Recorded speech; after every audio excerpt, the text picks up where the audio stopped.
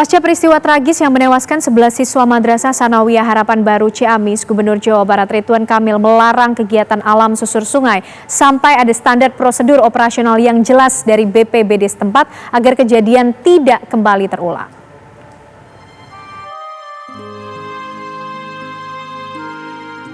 Gubernur Jawa Barat Ridwan Kamil menemui orang tua salah seorang santri asal kota Depok yang tewas akibat kegiatan susur sungai di wilayah Ciamis.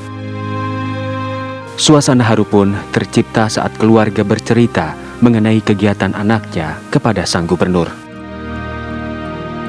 Dalam kesempatan ini, Ridwan Kamil meminta Bupati Ciamis untuk melakukan evaluasi atas kegiatan pelajar di luar sekolah.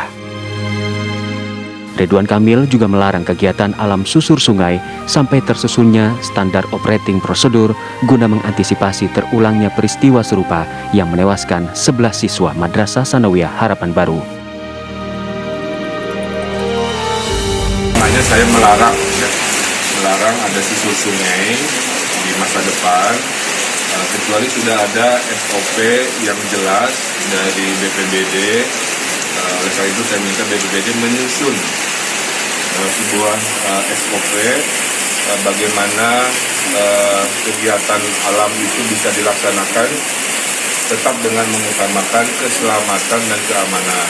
Mungkin BPBD saya sudah minta berkoordinasi sama pencinta alam profesional ya, seperti Wanadri misalkan. Nah, sehingga di masa depan tidak boleh terulang lagi hal-hal seperti ini. Saya minta sekolah juga bertanggung jawab dan terus menjadikan ini sebagai hikmah ya, karena kehilangan satu nyawa itu tidak bisa tergantikan oleh apapun. Sementara itu, pihak sekolah menyatakan bela sungkawa atas tragedi yang terjadi dan meminta maaf kepada pihak keluarga korban. Tentu saja saya ingin menghaturkan bela sungkawa kami atas nama keluarga besar MTS Harapan Baru Kabupaten Ciamis kepada seluruh keluarga yang ditinggalkan, semoga diberi ketabahan, dan kepada kami semoga bisa tetap tegar menghadapi musibah. Peristiwa tragis yang menewaskan 11 siswa Madrasah Sanawiyah Harapan Baru terjadi pada Jumat lalu. Ketika itu, ratusan siswa tengah mengikuti kegiatan sekolah berupa membersihkan sampah sambil menyusuri Sungai Cileer, Ciamis, Jawa Barat. Dari Depok dan Ciamis, Jawa Barat, Meli Kasna, Aditya Triwahyudi, TV One mengabarkan.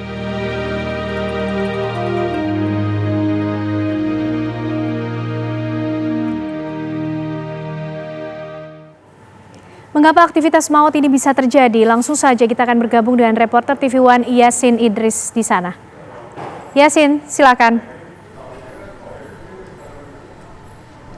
Ya, saat ini peristiwa yang menelan 11 korban jiwa tenggelamnya siswa MTS Harapan Baru ini sudah terus dilakukan pengembangan kasusnya oleh Polres Ciamis untuk mengetahui apakah ada unsur kelalaian dari sini, karena sampai dengan saat ini pun sudah ditemukan beberapa hal, diantaranya sudah diingatkan kakak-kakak pembina ini supaya mereka tidak melakukan kegiatan tidak melakukan kegiatan di tempat yang dalam, tapi pada faktanya pada hari Jumat dilakukanlah kegiatan di tempat yang sebelumnya sudah diingatkan oleh mereka. Tentunya kita juga masih menanti bagaimana proses pengembangan dari kasus ini. Nah, saat ini pemirsa, saya sudah berada di salah satu rumah orang tua korban, yaitu almarhum Chandra Rizky. Dia kelas 7, usianya 12 tahun, yang pada saat kejadian juga ikut dalam regu yang naas. Akhirnya ke-11 siswa ini tenggelam, dan ini sudah hari ketiga setelah kepergian mereka ini.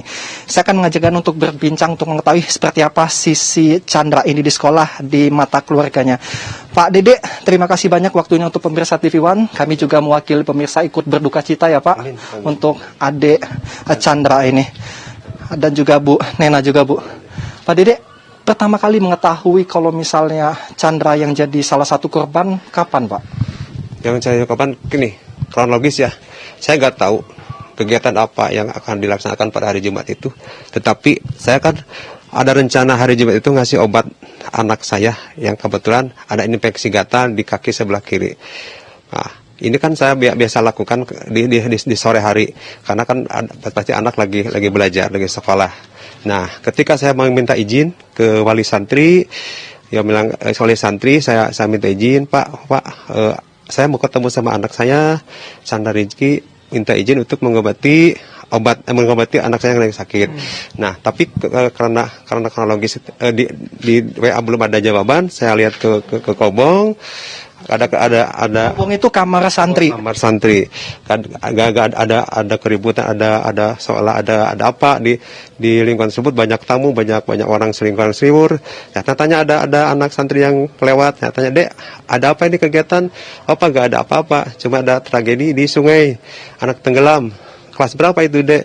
Kelas 7. Kelas 7. Dedek, adek kena sama Chandra Rizky. Oh, kenapa? Yang 7, Dek, ya. Chandra kena korban nggak? Ya, Pak, katanya korban. Sekarang ada di mana korban tersebut? Ada apa di Ponpes apa namanya nih? Pusat. Saya cari ke pusat tersebut, ternyata tidak ada.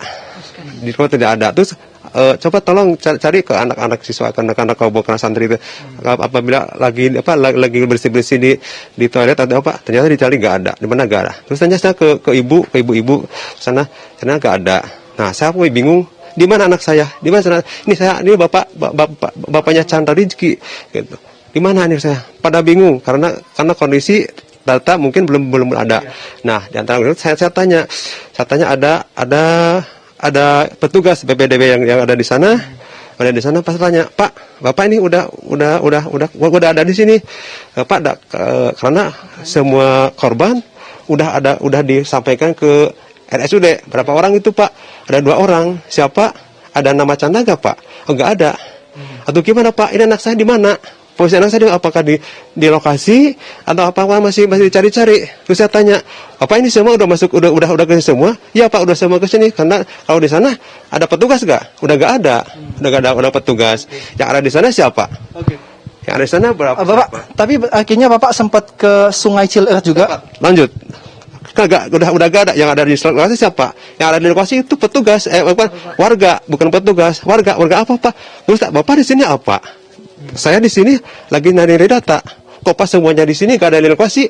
"Kenapa? Karena yang di sana udah semua diangkat." "Jadi berapa jumlahnya?" 2 orang. "Kalau anak saya di mana posisinya?"